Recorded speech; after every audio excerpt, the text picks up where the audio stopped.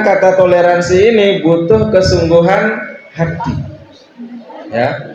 Makanya melalui sambutan ini Bapak punya cerita, ya. Jadi cerita ini sangat luar biasa, sangat menginspirasi. Semoga juga kita semua yang hadir di dalam ruangan ini dapat terinspirasi oleh cerita ini.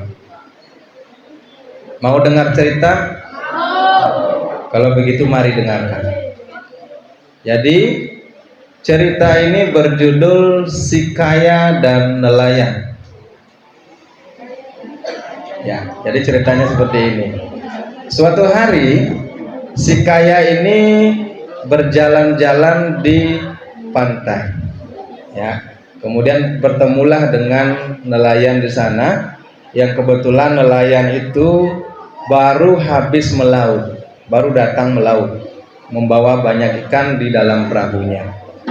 Nah, karena berat perahu daripada nelayan ini, maka si nelayan yang tadi tidak bisa menaikkan perahunya ke daratan berinisiatif datang ke orang kaya tersebut untuk meminta tolong. Ya, Bapak, permisi, minta maaf, bolehkah saya minta tolong Bapak untuk membantu menaikkan perahu saya ke daratan? Akhirnya apa? Akhirnya dengan rasa yang agak berat, si orang kaya ini mengiyakan. Baiklah, kalau begitu saya akan bantu kamu untuk mengangkat perahu ke daratan. Nah, selanjutnya si kaya ini ya terusik pikirannya. Rasa ingin tahunya kepada si nelayan ini kemudian muncul. Kemudian si kaya setelah selesai menaikkan perahunya, ya, menaikkan perahunya ke daratan, dia bertanya kepada nelayan, Pak nelayan, dari jam berapa kamu melaut? Setiap harinya berapa jam kamu melaut? Kemudian nelayan menjawab, saya melaut 5 jam satu hari. 5 jam, ya. Ingat, 5 jam. Nah, kemudian orang kaya kemudian bertanya lagi, kira-kira penghasilanmu sebagai nelayan ini apakah cukup untuk menghidupi keluargamu? Nelayan menyampaikan, maaf Pak, cukup Pak, sejauh ini cukup. Saya bisa mensekolahkan anak saya bisa menafkahi keluarga saya dengan baik. Ya. Kemudian orang kaya tadi langsung menyampaikan sesuatu yang sangat luar biasa. Wahai nelayan, saya punya saran untuk kamu. Ini sangat baik, sangat penting untuk kamu lakukan. Apa itu? Maukah kamu mendengarnya? Si nelayan bilang, baiklah, saya akan mendengarnya. Si orang kaya kemudian memberikan sarannya. Kalau kamu bekerja 1 hari 5 jam untuk menghidupi keluargamu sebagai nelayan, melaut ke laut, sekarang kamu mulai dari besok harus bekerja 10 jam. Kenapa saya bilang 10 jam? Karena ketika 5 jam tadi bisa menghidupi keluargamu, yang 5 jam nanti, yang 5 jam berikutnya, hasil dari 5 jam itu nanti kamu bisa tabung. Itu sarannya. Ketika 10 jam 1 hari kamu bekerja, lambat laun kurang lebih 5 tahun ke depan, kamu harus punya perahu lain lagi. Minimal sudah bisa beli 2 perahu lagi akibat 5 jam bekerja dari 5 jam yang sebelumnya. Total berapa jam dia bekerja? Berapa?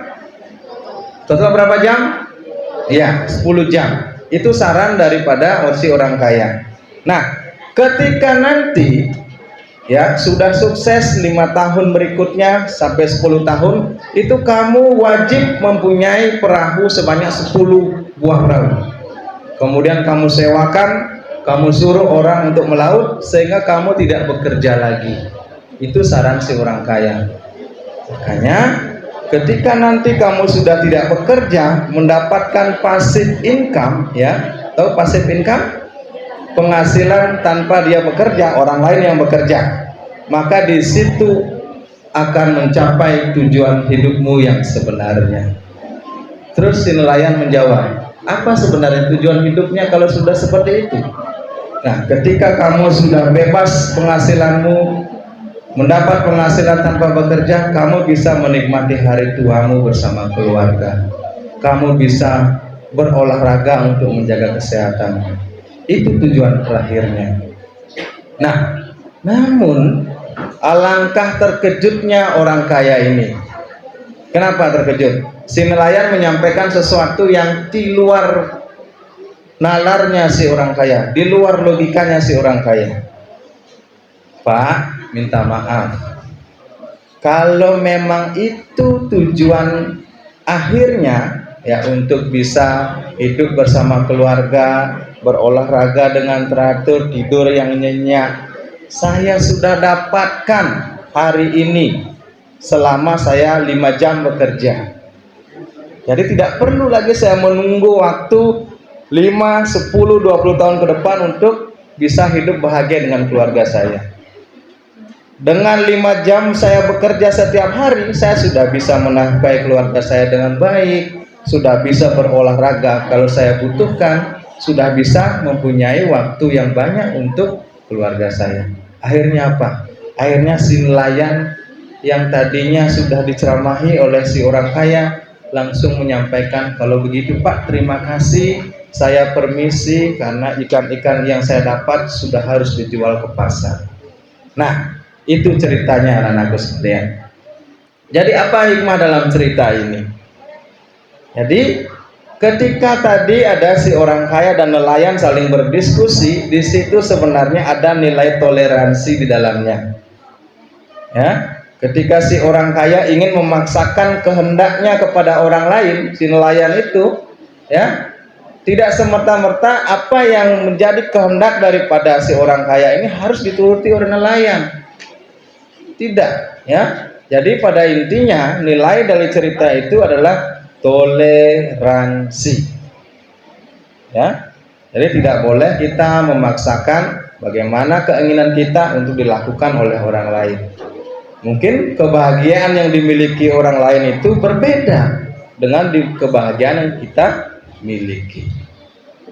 Gitu ya. Nah, selanjutnya adik-adikku sekalian yang kami banggakan, dewan guru yang kami hormati, hadirin yang kami hormati, dari cerita itu ada beberapa hal juga yang sangat penting untuk dilaksanakan terkait dengan toleransi. Ya, dari cerita itu tadi ada 4 kata ajaib yang ada, yang bisa digunakan untuk menguatkan toleransi ini. Ada yang tahu apa kata ajaib itu yang diucapkan oleh nelayan kemudian si orang kaya? Nah, yang pertama, permisi. Ya. Jadi ketika kita mengucapkan kata permisi dengan kesungguhan hati, itu kita sudah mengimplementasikan toleransi yang sesungguhnya. Contoh, ketika kamu lewat di depan guru misalnya, tidak boleh nyelonong langsung, harus sampaikan kata permisi. Tadi si nelayan juga sudah menyampaikan permisi. Ya. Kemudian yang kedua, maaf. Ya, ini kata ajaib yang kedua.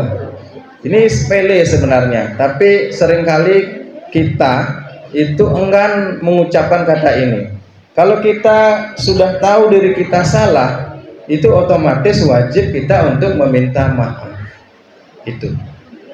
Kemudian yang ketiga, tolong. Ya. Apa? Tolong, ya. Jadi ketika kita memerlukan bantuan kepada orang lain, wajib kita untuk meminta tolong. Yang terakhir, ini yang paling penting.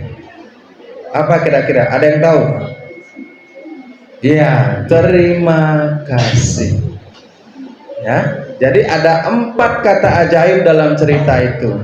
Tidak mudah memang, tapi juga tidak sulit. Ketika kalian bisa, kita semua bisa melaksanakan 4 kata ajaib ini. Permisi, apalagi? Apalagi tadi? Maaf, tolong, terima kasih. Yakin kamu sudah menerapkan yang namanya toleransi. Ya?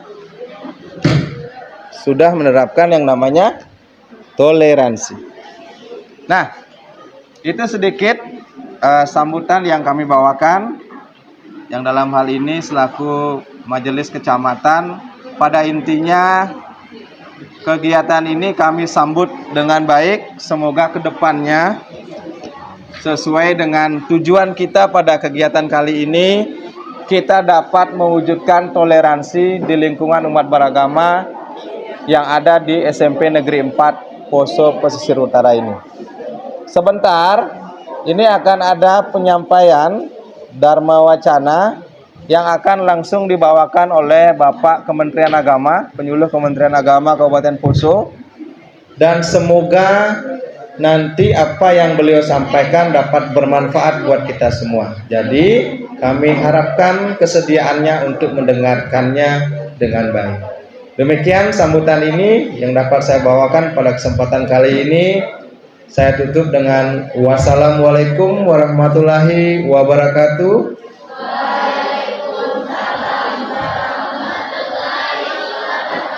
Salam sejahtera buat kita semua. Shalom. Om Santi Santi Santi Om.